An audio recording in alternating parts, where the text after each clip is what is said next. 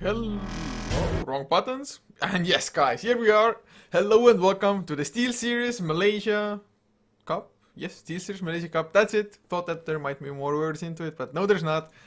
It is, of course, sponsored by Steelseries. They're not playing for money yet. Steelseries gear is on the line. First place finish will get 5 sets of the Frost Blue Steelseries V2 headsets. Awesome headset, by the way. I own one myself, so not too shabby at all. Second place gets, I think, the raw mice, the Steel Frost Blue ones as well, and just mouse pads for the third place finish. But a pretty short tournament as this, 2 semifinals, a final, that's about it.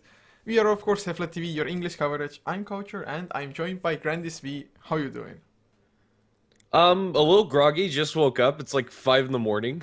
So, I don't know, what better way to start it out with some C Dota. So, let's see how this works out. And I'm pretty excited. I don't often get the chance to cast some Southeast Asian teams, but today's different. And well, let's see how it's going to work out for both of them. As for now, we're going to start out the early bans with Brewmaster Faceless Void, Death Prophet, and Elder Titan all taken out of the pool. All of them definitely are heroes that see the light of day almost regularly every single game or just get banned out. It's it's not often you see either of those or any of those heroes just getting ignored throughout the entire draft, but Genesis, they are the underdogs here for sure, just because G-Guard, they consist of names that have been around for such a long time. Winter, of course, known to everybody, I think. But Genesis, they did get their way through the open qualifiers to just make it here. So maybe they can surprise us, but they do start with a centaur ban, just another solid start. Definitely a fairly aggressive start at that. Presumably their offlane pick. Scarth Mage is presumably another one of the heroes that they'll decide to go for with that Centaur. And honestly, I'm not exactly sure which direction G-Guard are going to decide to go. If they want to pick up an offlane for themselves, Tidehunter's there. And oh, look at that. And now Scarth Mage away from Genesis. Would have comboed really well with the Centaur Warner, but even in a vacuum, Scarth Mage, even though he's incredibly squishy, does put out a lot of damage himself. It's just I've seen that kind of start for drafts way too often. Just Tidehunter, Sky of Mage. They are strong heroes, so it makes sense for you to pick it up. Now, of course, Genesis, they themselves won't have that Sky of Centaur combination, but the Jakiro is just as good. A little bit flexible as well, versatile as far as how you want to play it. Whether it be mid lane, off lane, just in a tri lane as a core role, support, whatever the Jakiro, just he can do it. And of course, Liquid Fire will be strong regardless whether you are support or core. Pretty much. Right now, both teams have a pretty flexible start to this game. Offlaner and presumably one support or core. They have some decent flexibility when it comes to lanes as well.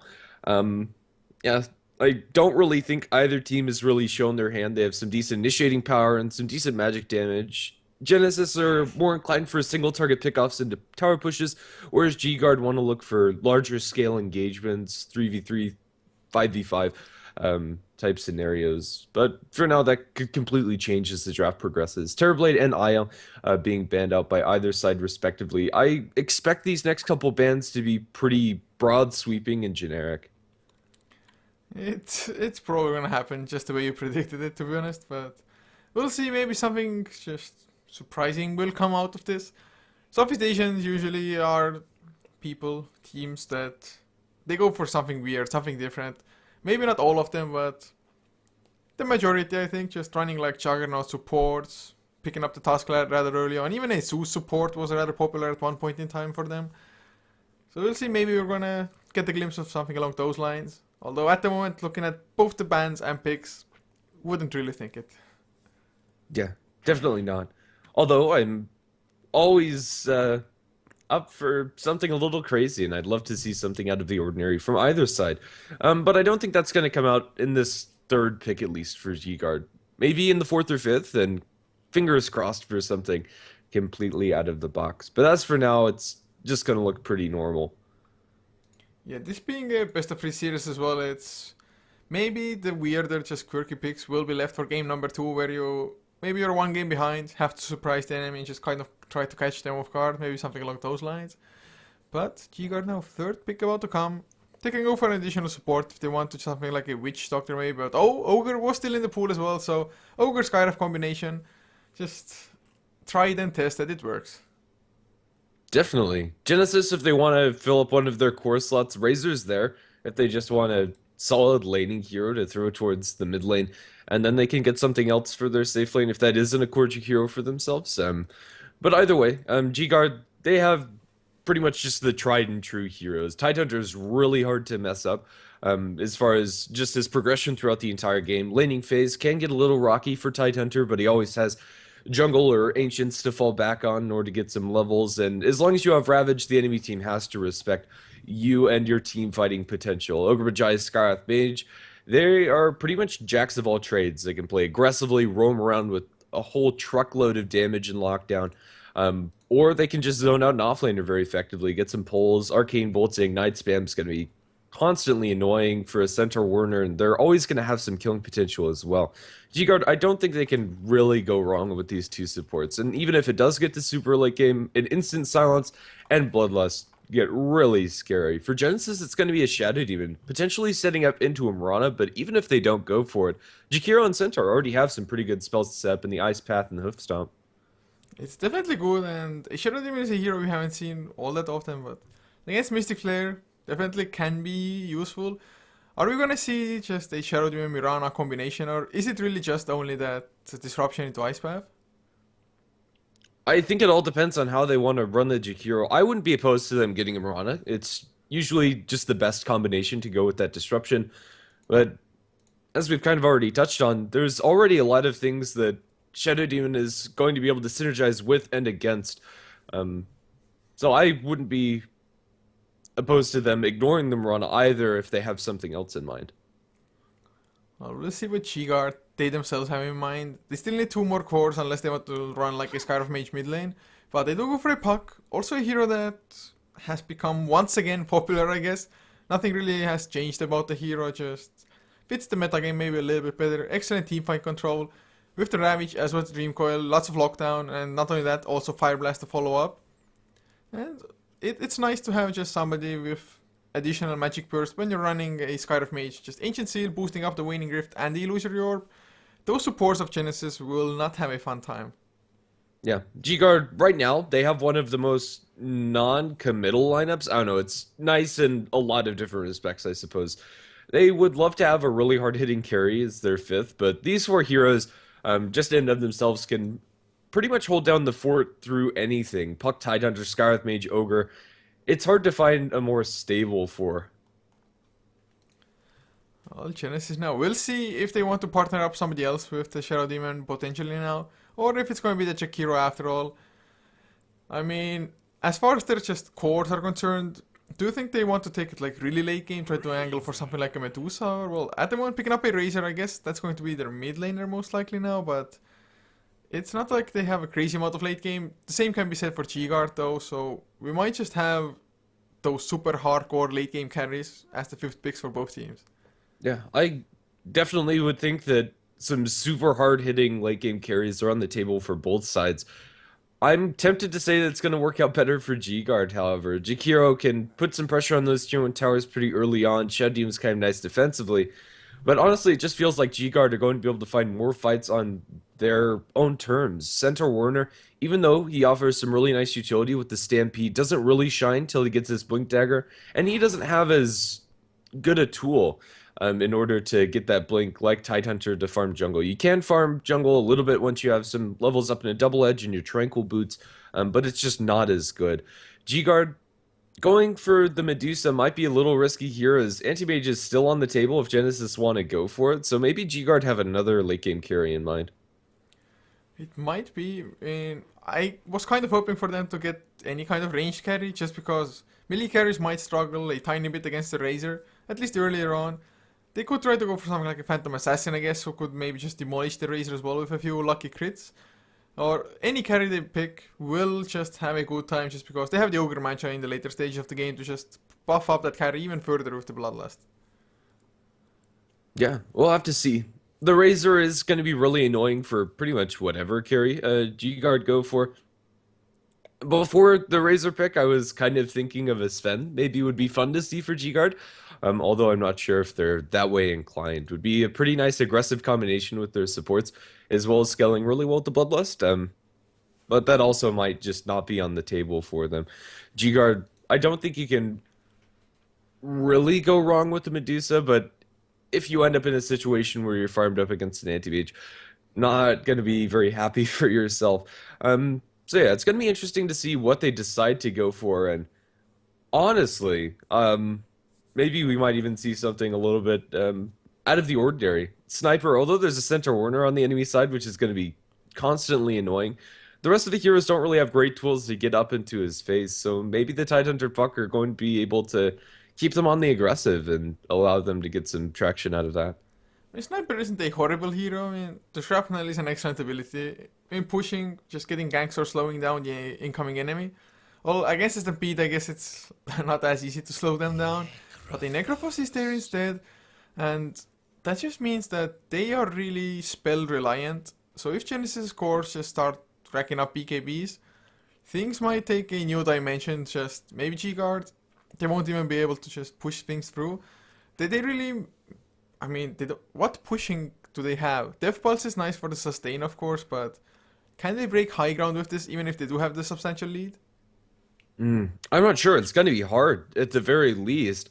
Both teams have some decent wave clear, and I think there's going to be more times than, or more often than not, the G-Guard push up to a tower, but they're just not able to accomplish much. They're going to have to win a fight beforehand, and now Genysis go for a Sand King. It is going to be a Korji hero after all. The Shadow Demon Sand King combination, pretty good at setting up for each other, but it's going to be very interesting to see how either team approaches this game. Right now, Genysis, they definitely have the edge when it comes to tower pushing. Early on with the Look of Fire, and later in the game with Aghanim Scepter on Razor, but also G-Guard. Necrophos is something you can't really count out. If you get a key scythe kill on like the Razor or the Centaur, pushing aggron's going to be all the more easy for you. Yeah, for Genesis it's PKBs on the cores, at least for the Razor for sure, and even without that, they do have the Shadow Demon to maybe just completely save somebody from the Reaper Scythe, not the hardest thing to do. So G-Guard, they have to make sure that if they go for a jump, if they want to use the Reaper Scythe, they're going to have to disable the Shadow Demon at the same time. Maybe even use it on the Shadow Demon earlier on. Later though, they definitely just need to make sure that the disruption does not come out, because if they blow the Reaper Scythe and fail to get the kill with that, that just might mean that the fight is going in the way of Genysis. But we'll see. Both teams not really committing too heavily into just late game cores or something, so should be a rather action-packed game, hopefully. Definitely. Well, to introduce our players on the Genysis side, inside the base currently, going towards the offlane, Andy is going to be playing on the Centaur, down towards bottom.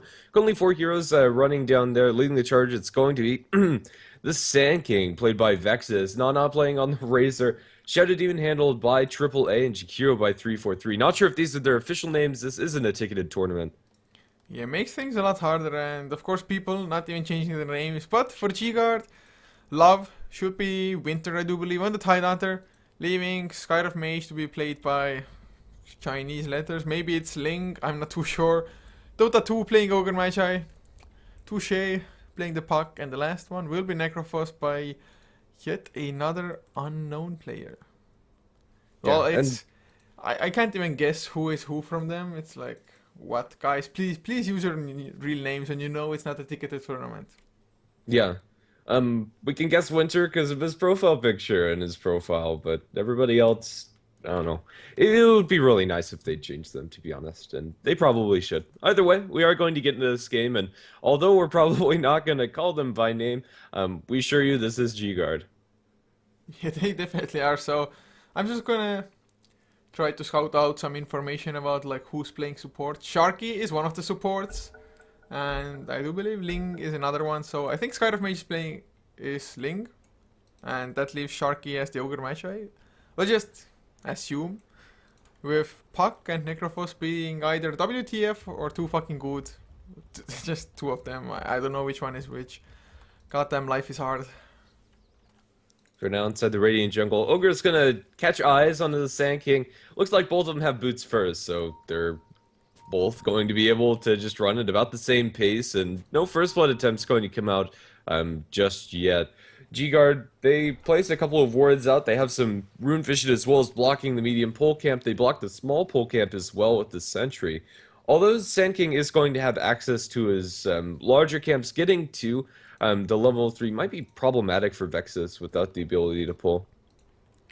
It's definitely going to be a little bit harder for him, and well, G-Guard, looks like they will be running that safe lane tri-lane with a Necrophos, having a Puck mid lane. Puck, of course, does rely on those levels quite heavily. So extremely standard laning coming out from both sides. If you're looking at supports roaming though, it's hard to say who even has the upper hand. Shadow Demon Sand King isn't a bad combination, although the Shadow Demon, he even started with Soul Catcher first. Okay, so that's very interesting, at least to me. I'm going to assume that's a misclick, but if you do get that amp damage, it's really nice to get kills. I think the setup just isn't really paralleled by going for Soul Catcher level 1. They do have Boots first on their Sand King, so I don't think that choice is actually going to impact anything. But then again, I don't think it's going to do anything, even if he's able to land that Soul Catcher. I like G-Guard's ability to roam quite a bit better with the Skywrath Mage and Ogre, but not until they have level 2, really, and maybe even level 3. Skywrath Mage wants to have access to all 3 of his spells for the magic amp damage coming up from both of them, but most importantly, just having Concussive Shot Ignite, giving them the rundown, and Fire Blast for when you need it. Well, looks like Sand King, he isn't wasting any time, has started the stacking business already, will get the pick amp stacked. Of course, needs that level 3 before he can effectively farm them up. I've seen Sand Kings try to do it with level 1 Sandstorm, it's just horrible. Waste of time, really, even. So, it's just gonna be stacking up. Maybe he's gonna get some help from Quad A on the Shadow Demon as well. Top lane, Centaur, gets his level 2 already, Tidehunter, 2.5, so off lane is not doing that horribly. Of course, so far Tidehunter, he's been up against 2 heroes for the most part, whereas G-Guard, they are putting some pretty just huge emphasis on trying to shut down the Centaur as much as they can. Yeah, for now, Centaur at level 2, and Tidehunter is as well, but Winter is about to tick his level 3 mark, and Centaur doesn't have that fallback mechanism. Ogre has just been running him down, but both of them with boots, unlikely he's going to be able to bridge the gap without actually leveling anything up. Ogre Magi has not seen a single point of experience this entire game. Or if he, as level 1, can make a Centaur, who is level 2 now as well, but if he can keep him out of XP range, I think Ogre is just fine. Although he would still want to get at level 6. But as long as Skywrath Mage is getting the levels instead of him, it's fine as well. Like you did mention, you want to have that level 3 at least on the Skywrath, so if Ogre is level 2, Skywrath is free, should be enough to just go ganking. For sure. Right now, the safe laners are farming at a pretty similar pace, and mid is more or less even. I don't know, Razor does have a decent edge, 10 and 5 compared to 6 and 2 of Touche. Boots first on the Razor, just ensuring that he's able to get some pretty significant links off. However, it's not going to entirely shut down the puck. Touche every once in a while is going to have an Illusory Orb to farm. So it's not the end of the world there, although it is an advantage towards Genysis. Their offlaner isn't doing as well as Winter down the bottom, who also is actually able to pick up a decent amount of CS up against the Shakira, which is pretty surprising, but it's the Centaur to give up first blood up top. Fire Blast was enough. I didn't expect them to get that kill immediately, but apparently I was wrong. Both of these supports able to lock him down just enough to kill him. Yeah, the Centaur just hung around for a little bit too long. Of course, he's up against Heartstop Aurora as well. Had taken a little bit of harass from before, then the Fire Blast. A few Arcane Bolts, a Death Pulse, and just the right clicks bringing him down.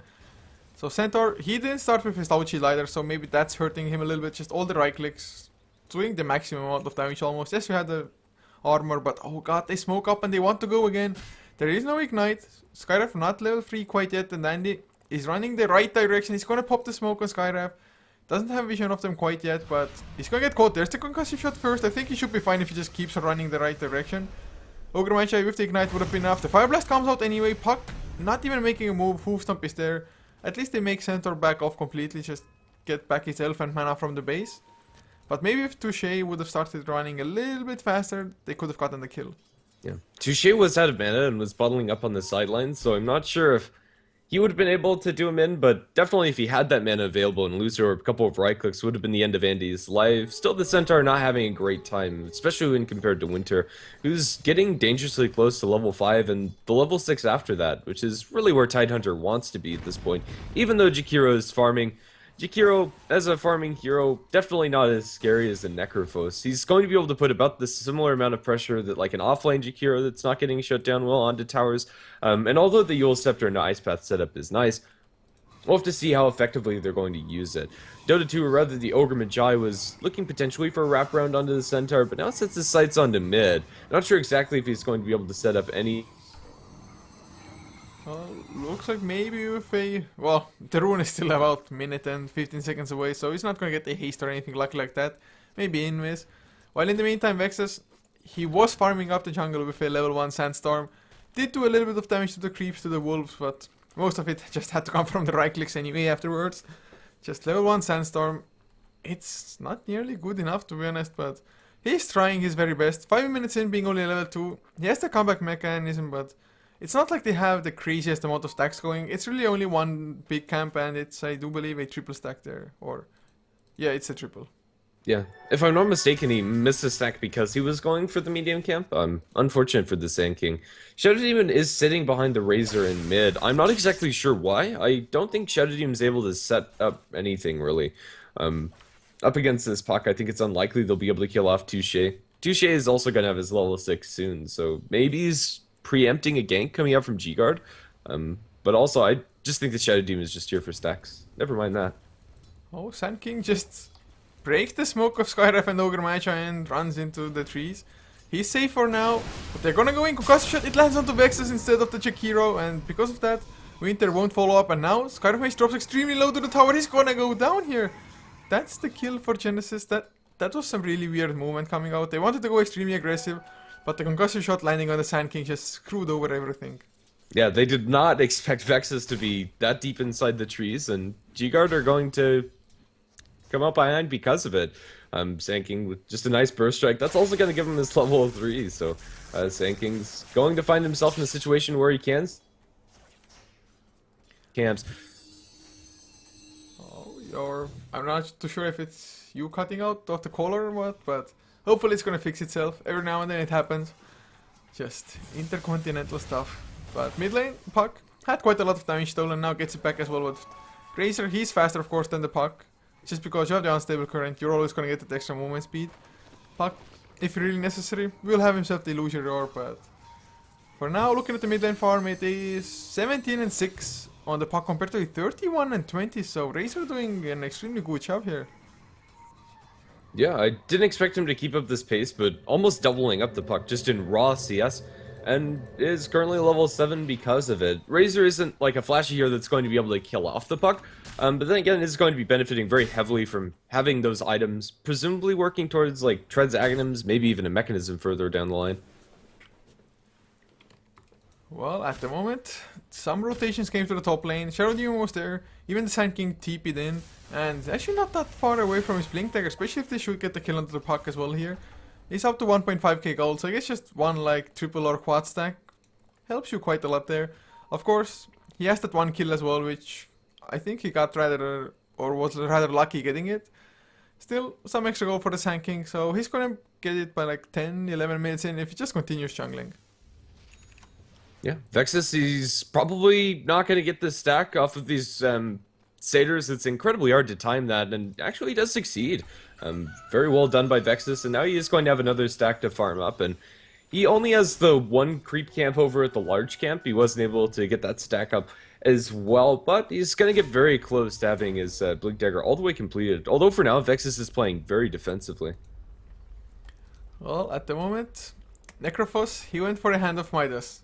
Do you think it was a wise choice? I mean, he's more or less gonna have to be just a late game core that Genysis has to take care of, so levels and items are not gonna be bad on him for sure, but is the Hand of Midas like 8-minute one a little bit too greedy, or is he gonna be fine in this game? I think it's perfectly acceptable. Gets a decent timing hoof stomp attempt, going to miss on Necrophos. Now slowed down by a concussive shot. Centaur ultimate is going to keep him a little bit safe. The Ancient Seal isn't going to be enough to amplify that damage of the Reaper's Scythe. Link going the way of the Scarth Mage with the Razor with the haste rune, getting a lot of damage stolen. Will return that in for a kill on the Scarth Mage, but can't go under tower for the kill onto the Necrophos. I'm okay with this Midas choice. I'll go back to that point.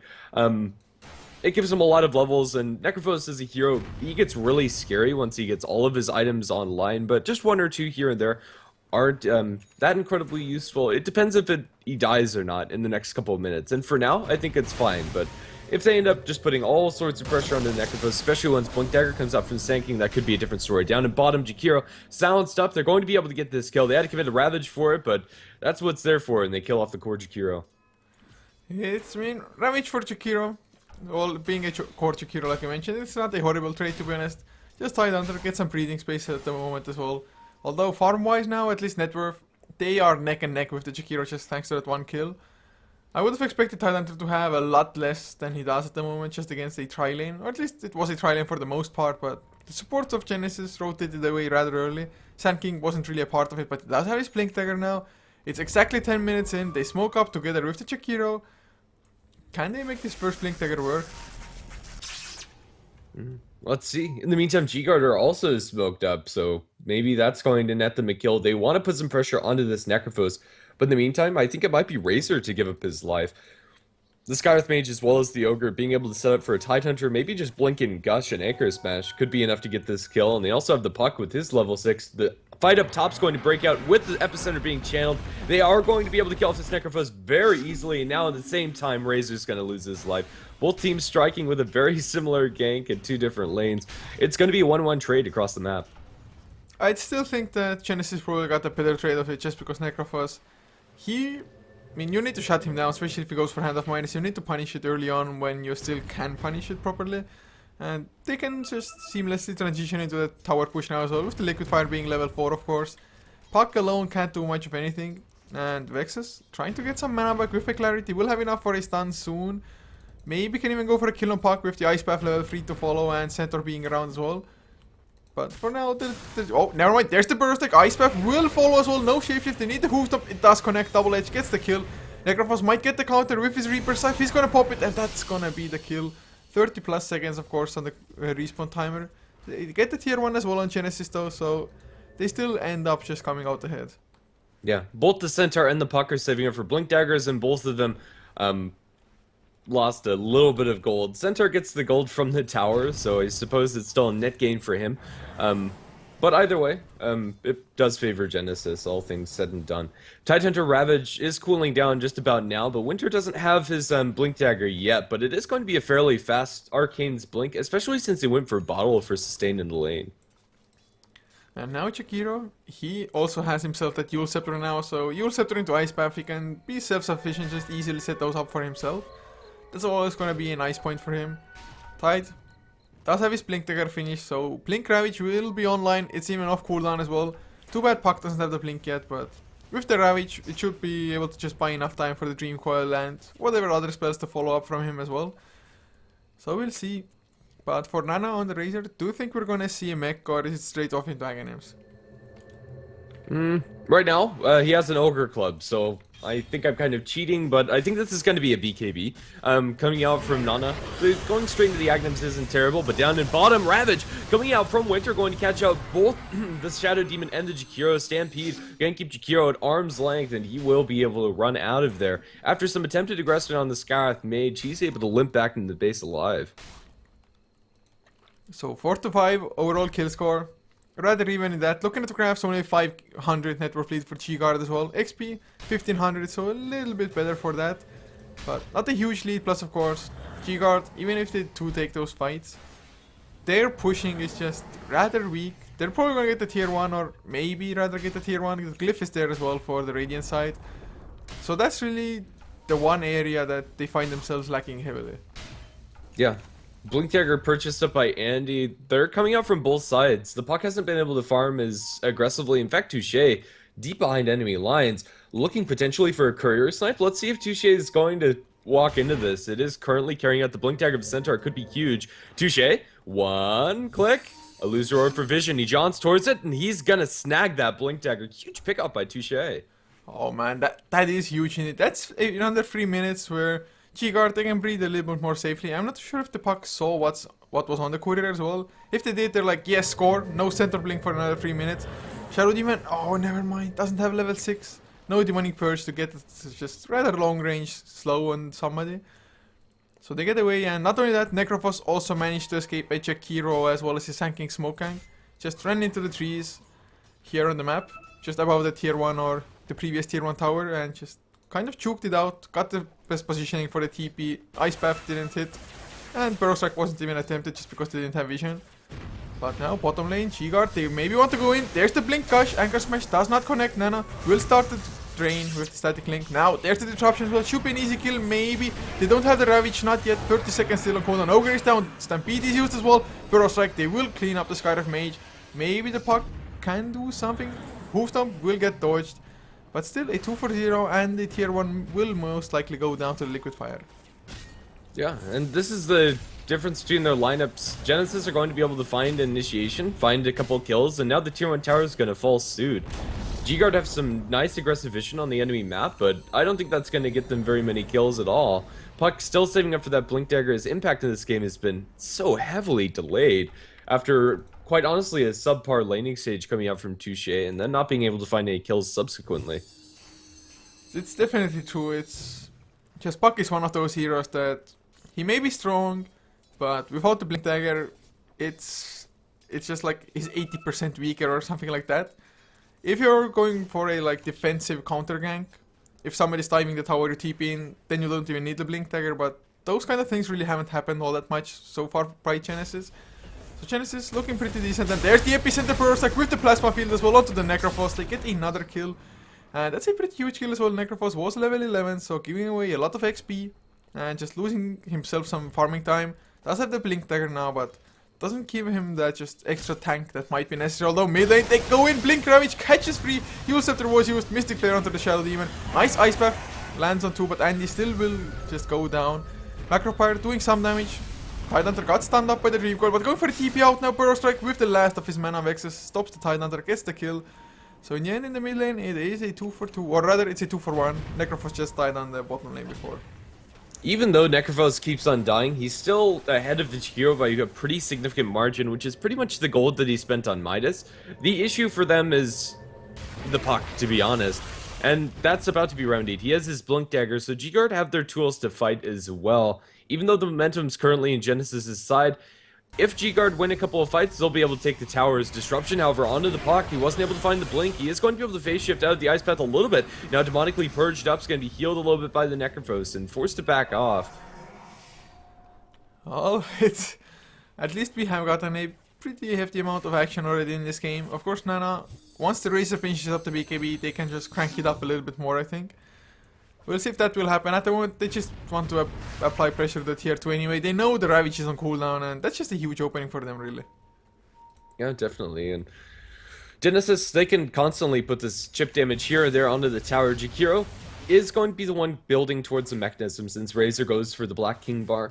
And they're going to have a mech completed very soon for Genysis. So they're getting all of these major tools to keep the push alive. Shadow Demon is getting next to nothing, but he's a Shadow Demon. He doesn't really need much of anything, except for mana, which Quadruple A is currently without. Tier 2 tower in mid's gonna constantly take this damage from Liquid Fire, and I'm not sure G-Guard have what it takes to defend just yet. 45 seconds on cooldown for the Ravage. I think it's just gonna fall. It depends on if Genysis really want to keep on going. They get some mana back as well from Vexus' mana boots, but they do back off for now. I mean, they have destroyed all the tier 1s. Maybe they just want to make sure that when they come for it, it's not going to be left into deny range and just them having to fight in a bad position, something like that. So it may end up just paying off for them to back off for now. Try to farm up, although, like you did mention, although Necrophos has been dying, still number 1 in net worth. Razor is pretty damn close, but they just cannot really leave this Necrophos unchecked that much. I mean, you need to get the kill, but you need to get maybe Roshan just a little bit more out of this. Yeah, I think so as well. Even though Genysis are taking a decent chunk of map control away from G-Guard, if they are able to win a fight and take those tier 1 towers, the advantage would be in their favor. So I'm not sure you can really call it. Ravage onto 3, followed up by the Puck. Dream Coil Silence onto 3. The Puck's going to get his coil snapped by 2, but it doesn't matter. The cleanup crew is there. And now Stampede going to try to keep the center away from Scout Mage, looking for the TP, but the Mystic Flore's going to denied, and he falls. It's a 4 for 0, now in the favor of G-Guard. And it's going to be a tier 1 tower down in bottom as well. So just like that, the momentum's now swung in their favor. Well, that was such a huge Ravage coming out, and that's exactly why most teams just ban out Tidehunter. Don't take that chance. I mean, Centaur, as strong as his initiation may be, Stampede is all well and good, but that Ravage, the AoE is just so huge, it's almost impossible to escape, and not only did he catch free, the Dream Coil was there to follow up perfectly as well, making sure that they don't escape afterwards. Waning Rift to even silence them up as well. Just beautiful stuff coming out, and more or less I think they just swung around the graphs. Yes, net worth is zeroed out now after that fight. XP back in their favor as well. So game is still pretty even, just lots of back and forth going on. Definitely, and once Aghanim Scepter comes up from Necrophos, which looks like it's going to be his next choice, if they get the fights like that, there's not a chance that they'll buy back, and that's their opening to push. They don't have direct pushing power, but their ability to just delete a hero off the map is pretty huge. Puck, they're channeling the epicenter burst strike. It will connect from very long range on a Touche, and with the plasma field, he can do nothing but watch himself melt. That was just on the very edge of Sanking's initiation range, but in the end, he makes it connect. Just that's the threat of his Sanking. I mean, a support can accomplish so damn much. It's always nice to have that kind of support, like Witch Doctor with the Death Ward and anything like that. But the Yule Scepter Ice Breath will follow on the Skyref as well. And he's there with the Double Edge, Hoof Stomp, Dual Breath to follow. 3 for 3 gets the kill. And this will be the loss of it here too as well, I assume. Best they can hope for is to deny. They're not in position for it, and Razor gets tower destruction. Now disruption onto the Necrophos, setting up with Curse into the Ice Path as well as Plasma Field, Stampede, Burrow Strike. They will be able to hoof stomp him down. Buyback from the Puck. What's that actually going to accomplish? The loser doesn't really do anything, and that's just going to be a clean win for Genysis. And they're going to swing up towards top and take a tier 2 tower there on top of it. That is just the power of the Shadow Demon. They didn't have to use the disruption for the Skyref Mage just because they had the Yule Scepter and the Shakiro, but having the disruption, definitely a nice setup for the Ice Path, like you already mentioned in the draft early on. And that's gonna be mech finished on the Shakiro as well. Doesn't have the greatest of mana pool since their team still only has one set of Arcane Boots, I believe. Yes, it is so. But I think the Yule Scepter might be enough of mana regeneration there anyway, and they're going for another tier 2. But G-Guard, they're coming in, they have the Ravage, Necrophos respawning in 5 seconds. Will they be able to defend this? They do not have the Glyph. It's almost off cooldown, but not quite. Another Liquid Fire. I think it's gonna be enough. Just back off Genysis. Do not take this fight, I think. Pretty much. Genysis, they are, I don't know, in a good situation for this game, but if they lose one too many fights, it could all be thrown in favor of G-Guard. If you look at the towers that they've brought down, they've taken 5 off of the enemy's side, whereas G-Guard have only taken 1. That 4 tower advantage could swing things if G-Guard get a couple key pickoffs, so that's why they're smoking up and looking for some more aggressive moves. And I like this choice coming out from them, but I'm not sure it's really going to work out. G-Guard are currently grouped up, they have their Tidehunter Ravage available, and even though the mech's there for Genysis, fighting at a Ravage is hardly ever a good idea. It's definitely not. I mean, if you had like BKBs on everybody, maybe. Andy on the center is going for one as well by the looks of it. And Razor has picked up himself another Ogre Club. And that kind of must be into Aghanim Scepter, or is it really like Hemen's Halberd on SNY for him? I think it's an Aghanim Scepter, but yeah, I don't think there's much of a chance that it's an SNY or Heaven's Halberd. Technically it could be, but I think just the logical choice is Ags, especially now that he picks up the point booster. It definitely is a logical choice there. It's just Heaven's Halberd. There's not really a huge amount of right click coming. Oh, Jakiro. Oh god, he wants to go in solo Ice Path Macropyre onto the Skyref Mage, but there's the Dream Coin to turn things around. That was way too ambitious, but no! The disruption, just Reaper Scythe completely failed. They get the kill in the end anyway, but Stampede is used. Nana comes in with that level 2 Eye of the Storm. Gonna go for Winter first. Tidehunter not gonna be able to survive BKB from Razor just to be on the safe side. Now Touche, he's on the run of the Puck, has the Blink Dagger, and they're gonna get the Burrow Strike beautifully. And what? Ogre, he cancelled his TP to maybe help the Puck. I don't know what the plan was, but should have gone through with the TP. So just another 3 heroes down. Fortunately for G-Guard, they killed Shakiro, so there's no Liquid Fire. But still, that was just a horrible engagement. I don't even know what they were thinking like that. It really was very peculiar. Epicenter being channeled, Blink, Burrow Strike, gonna catch the Skyref Mage, and that's a hero that just can't survive that combination. Vexus has been very liberal with his use of that ultimate, and it's working wonders for him. Necrophos is going into a BKB, blinks into the front lines, gets some damage off on the enemy's side, but even though the Shadow Demon was picked very early, that defensive disruption to stop that Necrophos Reaper Scythe is huge. And Genysis have been using this Shadow Demon very well to catch heroes out of position as well as to defend their own. And usually Shadow Demon, if there isn't stuff to block or the Shadow Demon play isn't perfect, I'm not a huge fan of the hero, but whoever this quadruple A guy is, he's been doing a good job. Oh, he most certainly has. I do believe the Stampede made it so that he can get close enough, fast enough. I was expecting early on for the Shadow Demon to go for something like a Blink, maybe Force Staff, but none of the above have come out. Now going for Tranquil Boots as well before. It's maybe a little bit mana intensive for him just because he doesn't have Arcane Boots or only the earned mana regeneration. Touche now. Oh god, the Burrow Strike from the Force Staff of Vexus, beautifully done. There's the Yule Scepter into Ice Path, of course. There is, never mind. That phase shift is not going to be enough. It's still only level 2. The Blink Ravage catches 2 with the Mystic Flare. Spread between 2 as well. Stampede might get Shakiro to safety though. Another 2-man Burrow Strike. Vexus trying to escape. Ice Buff will land on 3. Blink 4 from Necrophos. They Reaper Scythe finally gets a kill. Now Vexus is on the run. He's gonna get stunned up as well. Needed only 2 more seconds for another stun. Dota 2. Ogre Mage gonna be able to TP out as is Necrophos with his BKB. So they get a pretty nice engagement in the end for G-Guard, but Genysis, if they respawn now, they can probably go push knowing that the Ravage is off cooldown. Yeah, I think that's fair. When you use Ravage for a fight, you want to take it a lot more convincingly than just 2 for 3. Especially with the 2 that survive. Centaur and Razor are probably the ones that have the most items to pick up after this. Jakiro has his core finish, Shadow Doom doesn't need anything, and Arcane Boots, Force Staff, Blink on Stanking can't really ask for much more. And G-Guard, down those cooldowns, it is quite a large opening for Genysis. And G-Guard, because of their lineup and because of where they took the fight, aren't able to get any objectives off of a slight win. So honestly, that's not that bad for Genysis. In fact, if they're able to get a push together before that Ravage is down, maybe it's even a win, despite the numbers being 1 in the favor of G-Guard. Yeah, and that is the Aghanim Scepter done on Razor. BKB and 400 gold for Andy as well. And at least G-Guard now have picked up a gem on the Skyrift Mage. But it can be a blessing, but it can also be a curse. You're gonna get the map control, but if you lose a fight and you lose the gem, you suddenly lose a hell of a lot more than just the team fight.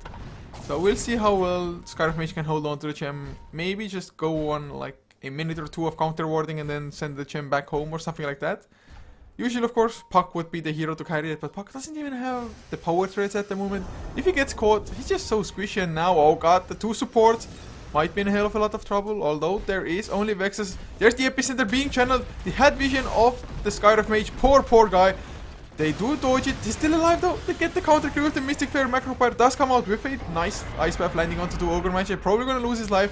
Centaur trying to come in with the Stampede. Blink. Who stopped? Never mind. Just meant for the double edge. It is a 2 for 1. Not the most, or not the best fight from Genysis. They could have done it maybe a little bit better, but they're also pressuring a tier 3 already.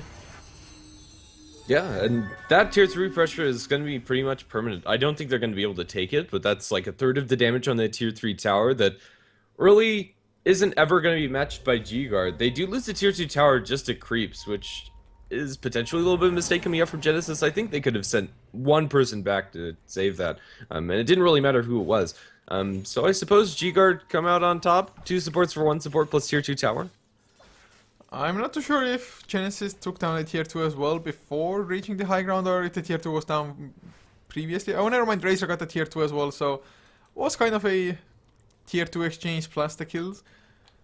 But at the moment, looking at just the net worth, all in all, the net worth chart, Necrophos is the only one keeping up, or it's rather even for both sides. Just 2 of the heroes, 1 for each, just up there completely, whereas the others are trailing behind. Yeah, fair enough. And now G-Guard have the Ravage online, so I don't know. Those last 2 exchanges more or less cancel each other out.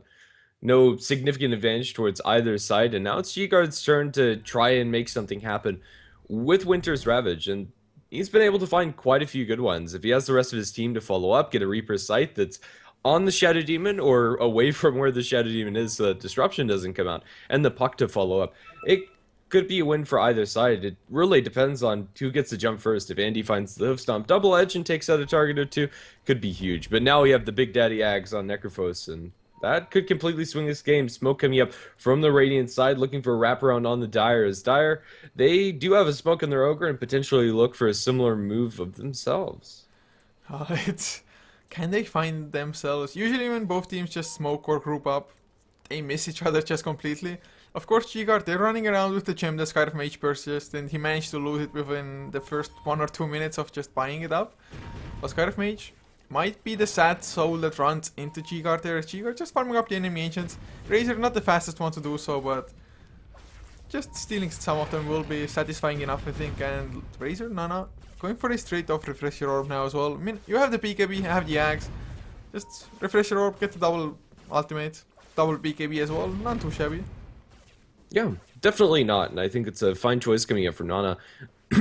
Necrophos's Midas is paying for itself effectively right now, but I don't know, its effectiveness is still a little bit less than Razor Jump, and for a Hoof Stomp it is going to be avoided by a blink away from Necrophos. Now Silence turn onto Andy. They don't have anything further to lock him down. Excuse me, and up the cliff they don't want to chase further. Burst Strike on the Tidehunter, but with the Mystic Flare, onto the Centaur. They are going to lose his life first. The Eye of the Storm working on these heroes is going to be annoying. TP going to be canceled by Nana. Now Reaper Size on the ground. Ravage, he was just dust on the ground. Ravage hit nothing. Well, they might still get the Shadow Demon. Never mind, Touche. Doesn't have a Yule Scepter or anything to stop the TP with. But an excellent kill, or excellent kills nonetheless. And Centaur, he made one huge mistake. He did not pop his BKB. He thought he's going to be just fine without that. But Fire Blast into the Mystic Flare. Just short work of him. He was already down to half HP before that. And Razor, he was like, BKB, oh, I'll TP out, no worries. Then he remembered that, well, Necrophos, he can stun you anyway. So that was just kind of horrible from Genysis there. Just losing a Razor. Plus 30 seconds on the respawn timer. No buyback either with that Aghanim's now on Necrophos. So, well, they will find a kill maybe onto Necrophos though still. BKB is on cooldown, but they're just lacking the damage without the Razor or the Centaur being around. Gets a lot closer than I thought it would, but now multicast it down. Shadow Demon's the one to lose his life. Ignite further onto 3-4-5. Blink aggressively from Necrophos. Looking to catch this kill, but no way to cancel that TP directly. So Necrophos, if you had the Reaper Scythe, maybe that's another kill for them, but very aggressive play coming out from whoever this Necro is. So 19 to 19 is the kill score, extremely even in that regard, and suddenly Necrophos is about 3000 net worth ahead of the Razor. They were just neck and neck before, like maybe 100 net worth between them. Now there's only a 2k net worth lead for Genysis. XP back into G-Guard's favor, even if only by a little. This is one of the more even games, just at least if the graphs are to be considered. And now G-Guard, what? This tier 1 is still standing? Yeah, I mean, we kind of talked about the lack of pushing power coming out from G-Guard, but they'll be able to clean it up anyway. No big surprises there. And Necrophos now has a pretty significant gold advantage over the Razor, but his gold advantage is currently tied up inside his bank, and I'm not sure that he actually wants to spend it. Saving for buyback at this point in the game might be his choice. And honestly, BKB Aghanim Scepter is most of what you want as a Necrophos. Yeah, it could go either way, to be honest. The advantage is almost exactly zeroed out in the gold, and experience advantage is negligible, about 20,000 or so in favor of G-Guard. So do we have any just huge item pickups coming out? Touche does have enough for an Aghanim Scepter on the puck, if he wants to just buy it up and not leave for buyback. As Genysis, maybe we're expecting somebody to do Roche. They could go for it themselves, although there's no sources of minus armor for them. So a little bit hardened with that, and they just TP back to defend the tier 3. This game, it's been rather slow paced for the most of it, to be honest. Just when there's a fight, there's like a decent one with like 5-6 people dying. But there's a lot of just passivity, people farming up. They don't really want to make any mistakes. Yeah, they really don't, and they're very tied down to some pretty long ultimate cooldowns. Necrophos Reaper Scythe is 70 seconds, so that's not the longest of cooldowns, but they still kind of have to work around it. And then Tidehunter Ravage is the big one, which eventually isn't going to be tied down to as much of a cooldown, since they are going to have a refresher, either being able to commit a double Ravage and almost ensure teamfight victory, or just make sure that you have Ravage up pretty much for every fight. Well, we are going to have a third PKB soonish as well for Genysis. Shakiro going for one as well. They really are investing a lot into those PKBs. It's kind of a necessity, but once they start going down to 5 seconds, although with them fighting as rarely as they are, it's going to take a really long time for that to happen. Shadow Demon, of course, doesn't even have a Blink Dagger either, so if there's going to be a double Ravage or already a single Ravage, might just be enough to make it so that Shadow Demon, that there's going to be no way in hell that he can disrupt that Reaper Scythe target. Yeah, he'll probably be dead if he does get clipped by that double Ravage, and even so, just taking that off of the table is very important for G-Guard. Link starting in mid on Necrophos doesn't steal a single tick of damage, but they still pursue him, but only for a little bit. Necrophos is able to casually walk that one off. Double damage rune spawns behind him. Not sure who's going to secure that. Looks like Puck's going to jaunt and snag it. Oh god. Chat is funny, man. Betrayal Force said that, why are we not saying Necrophos' name? Are we racist? Sorry, dudes, I cannot read what it says. It starts with a box inside of a box, though. Yeah, that's pretty much about as much as I can understand. My brother speaks Chinese, but I do not, and that might not even be Chinese, and maybe I'm actually just super racist. I don't know. Yeah, it's... oh god, life is hard. They do look weird. I mean, At least I can differentiate speech between Korean, Chinese, and Japanese, but written ones, I have no clue really. Yeah. Well, that said, we are in for a bit of a lull in the action. Genesis seems that they're unwilling to push high ground up against Ravage, Dreamcoil, and that's understandable, especially considering that they have no vision on the enemy side of the map. Sentries galore coming out from G-Guard. Yeah, and they just don't have control, except for these defensive ward spots, which are okay.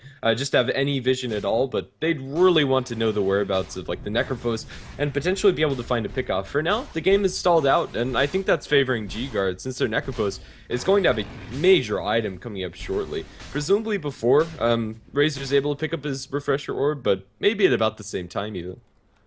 So what will that item be? Does it just build tank? Is it like something like a Shiva's card, Heart of Tarask, maybe even a Bloodstone later on? I mean, you just Refresher Orb would be nice, but you probably just can't go for it because you won't have the mana to sustain it. Maybe if you kill off a target and with the Sadists, you might just barely have enough, but it's not the most reliable of things. I think it's going to be a heart. I don't know, for the Necrophos. I'm not entirely sure. Necrophos is a hero that's really hard to itemize for, based on the game. With the item set area he has, I think he's pretty well equipped.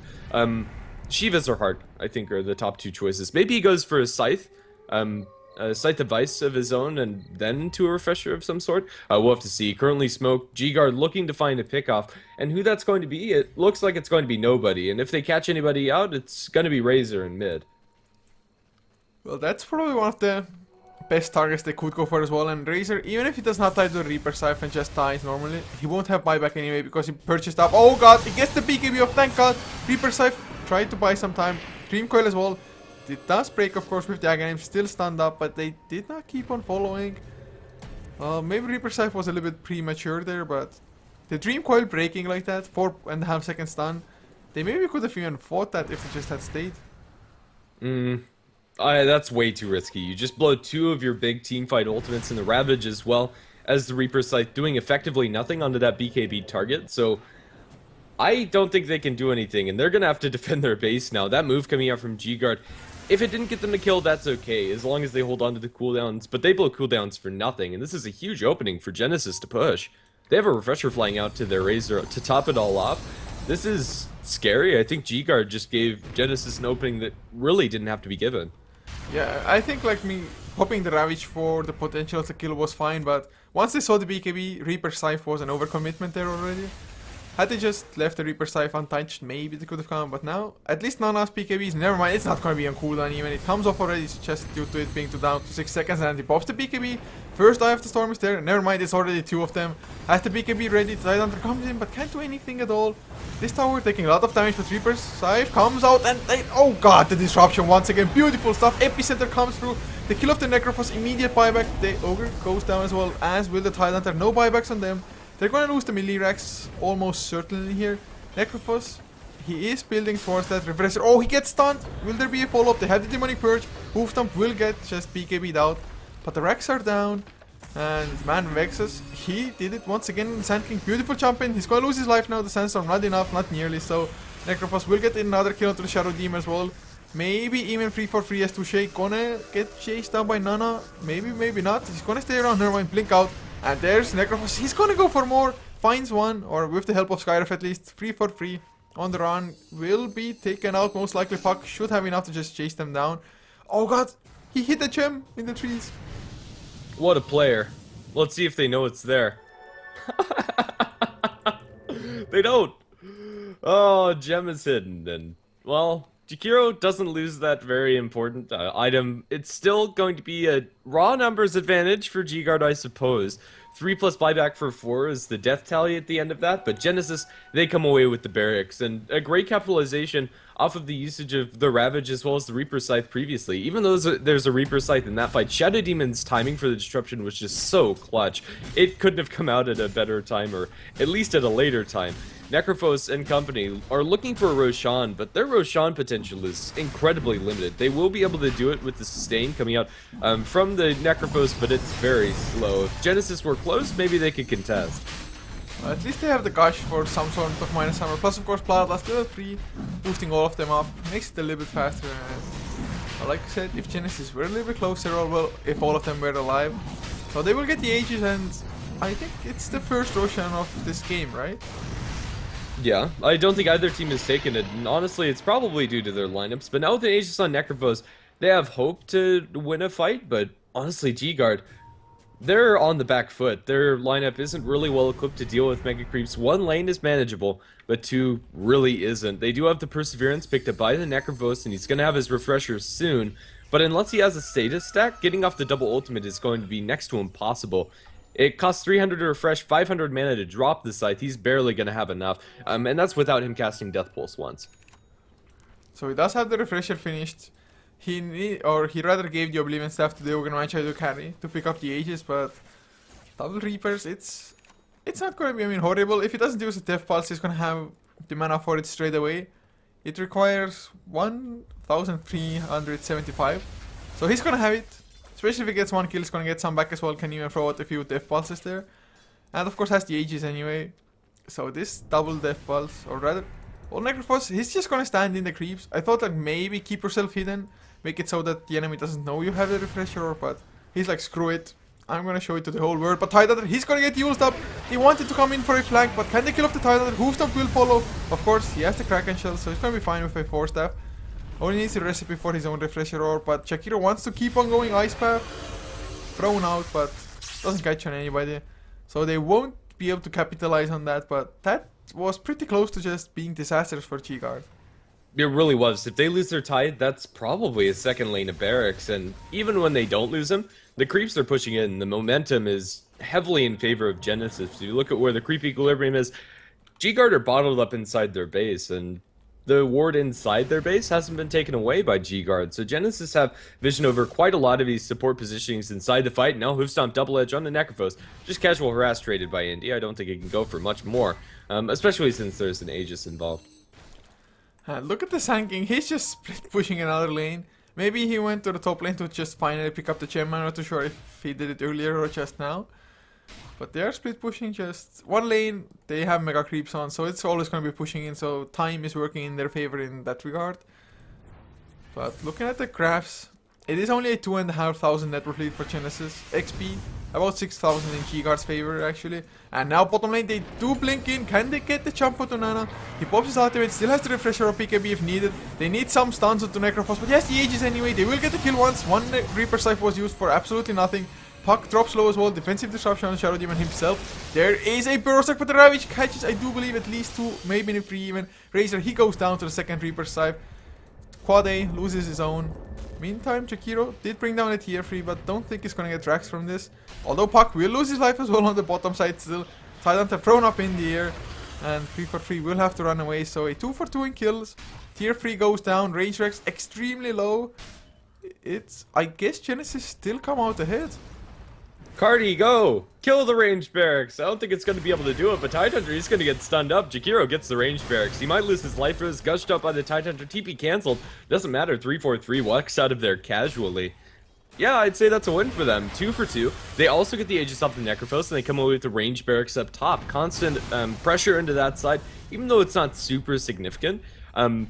It still matters. Like, that's going to mean that the equilibrium is just slightly in the favor of Genysis, and every once in a while, somebody from G-Guard is going to have to manage that. This is still anybody's game. It's impressive that even with the barracks down, the advantage is still so close as it is. That 2,500 gold is pretty much null and void. But Genysis are the ones to take the structures. They're the ones with the better pushing potential, and even if G-Guard are able to win a team fight, getting tier 2s on the enemy side is probably going to be the extent of it, unless they get 2 really key Reaper Scythe kills, which you can't count out. But then again, with the Shadow Demon disruption and just the play of the supports, dropping Reaper Scythe onto BKB Razors, I'm not sure that's going to happen either. It's going to be hard. Well, at least Aghanim's Ogre might be able to just change something. Unfortunately, not level 16 quite yet. So won't have that quad multicast to work with. And now, Sand King has an Aghanims with a level 3 Epicenter. If he connects on that, it's gonna be huge, and I do believe there's only one PKB. Yes, only the Necrophos has a PKB. Hex being worked on by Touche as well on the Puck. At least I think that's what the Ultimate Orb will transition into. But Genysis looking pretty damn good at the moment. Centaur even tanking up. Just Heart of the Rask. I guess Reaper Scythe is one of the better abilities against tanky targets, just because you need to bring them down to about half HP and then you can get the kill with the Reaper Scythe. Given that there won't be a disruption, of course, or a BKB or something. But Yeah. Centaur, if he gets even tankier, he can actually like be somewhat of a carry in his own right. Yeah, and even the Heartstopper War is just going to be constantly annoying for the Centaur, but yeah, that Stampede, it really does hurt, and he's able to take a lot of the spells coming out from the other targets.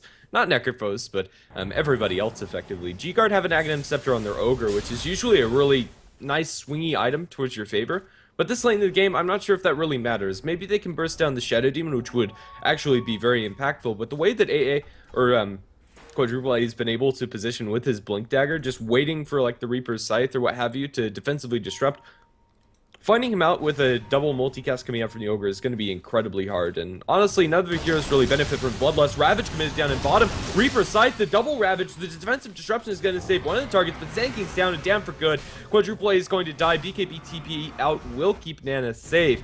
2 for 2. The gems on the deck, but I don't think anybody's spotted it out for now. Reinitiation coming out from the center. Looks like he's just going to casually walk away from that one. It's a win for G-Guard, but I don't think it's as significant as they would have liked it to be with the double Ravage and double Reaper's Scythe committed. Yeah, just that defensive disruption was doing wonders for them. Jakiro might even be able to outrun Touche and Winter. Looks like it at the moment.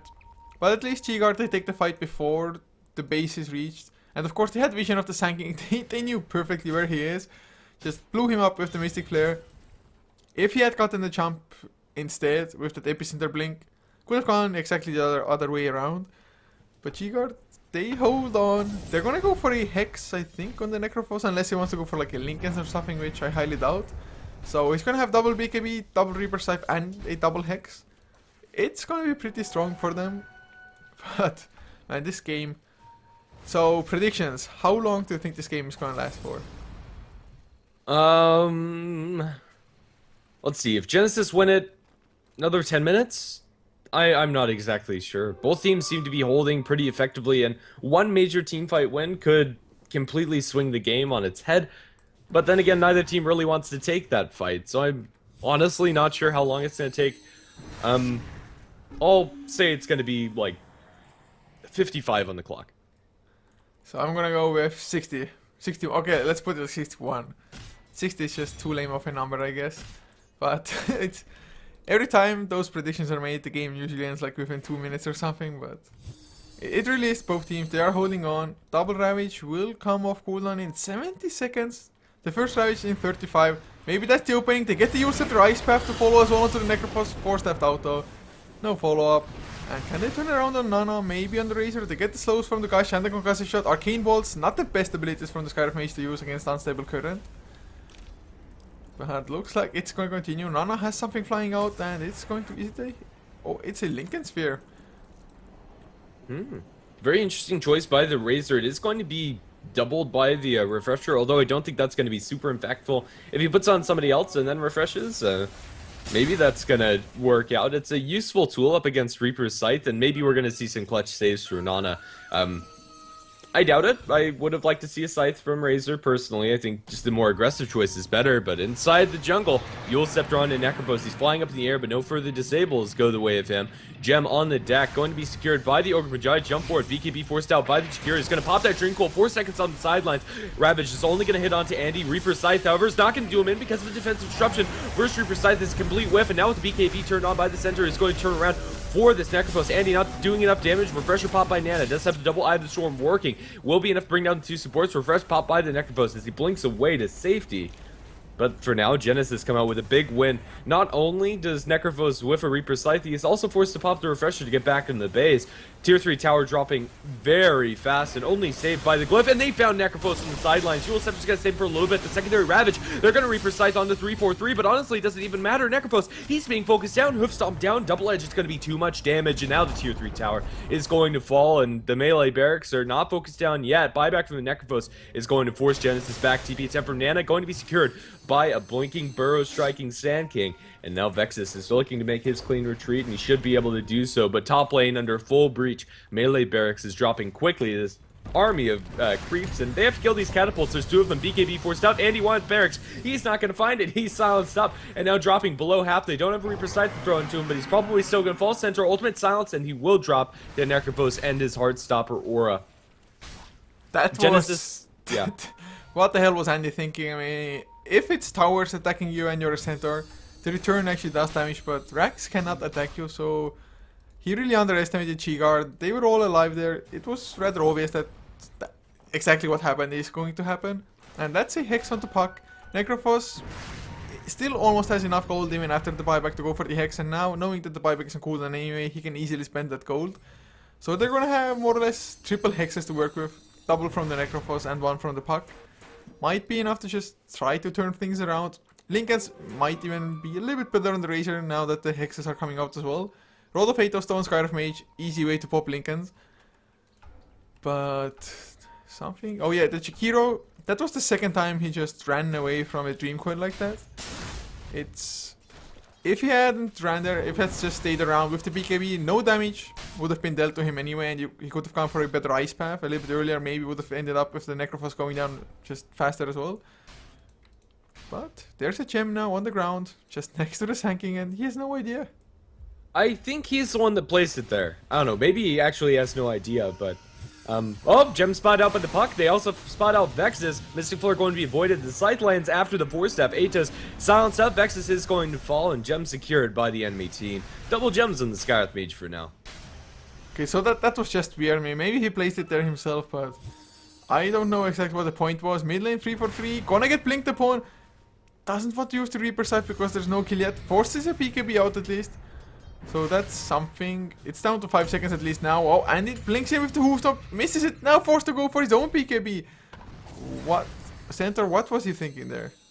I mean, he forces out the BKB, but it's already down to 5 seconds, so I don't think that matters all that much. And Center makes it out there alive. I think it's fine. Yeah, for now, it's just kind of, I don't know, a fallen back game where nobody's really finding any clean openings. Necrophos, now with the Scythe from the Reaper Scythe as well as the Scythe device, is going to be able to do quite a lot inside these team fights. But for all intents and purposes, he's capped out. They're going for a Roshan attempt coming up from G-Guard. Maybe they give this the way of the Necrophos if he wants to replace that Blink Dagger, but... Well, actually, I think that's probably your best Aegis carrier, but then again, do you want to sacrifice the Blink Hex initiation? Actually, no, he's going to drop a different item altogether. It's his boots. Who needs boots when you have Blink there? Aegis picked up and he's gonna come in Winter. Oh, he gets the 4-step to the high ground. He's safe for now. Necrophos tries to man up.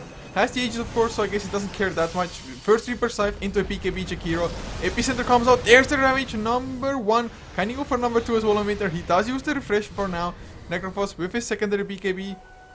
Can you get anything at all? Hooftop will be there just as the PKB ends for him. Winter dropping even lower, still doesn't get the 4-step off. Reaper Scythe, not enough to kill off Nana. They need a little bit more, but the Berserk stops that last Arcane Bolt from coming out. They do kill off the Chikiro at least, but Razor does survive, and it's a 5-man wipe plus the Aegis. Back on the Jakiro, they're going to go even further in the enemy's side. Buyback's available for the Tidehunter, but that's it for G-Guard. They've shown their cards, and everybody else is down and down for good. Scythe picked up by Andy. This might just be a good game. The creeps are pushing in top. They'll be able to take those barracks very easily. Tier 4s are under siege. Tidehunter is forced to protect those, and honestly not doing very well at that. The creeps probably going to take this melee barracks by themselves. Rays are going to take the melee barracks down in bottom, and this might just be Megas. Oh man, if it's Megas, it's GG, and yet GG well played, called out by the Ogre. It was really well played by both teams, to be honest. It's just double Reaper Scythe, as strong as it potentially may be. So many of them during the entire game were just used into BKBs, or if not that, Shadow Demon was always there with the clutch disruptions almost. Yeah, and I think Shadow Demon's my MVP for this game. Not the flashiest of plays, except for those Reaper Scythe dodges, but they make it work out for them, and maybe even see him banned. They didn't need him Ron to follow up. He did well on his own. Yeah, it's just extremely well done by Genysis, so getting the first game victory, but it is a best of 3 after all, so G-Guard, they have a chance to just come back, make this into a 3-game series, but we'll see if they manage to do so. Until then, guys, I do hope you enjoyed the game as well as the cast. If you did, you can follow HeflaTV for more content. Easiest way to do that is just follow us on our social media, Facebook and Twitter.com/HeflaTV. The links are also below the stream if you want a shortcut to that. If you like the casters, it's at culture for me everywhere, at Genysis for my co-caster, and just see you guys in game number 2.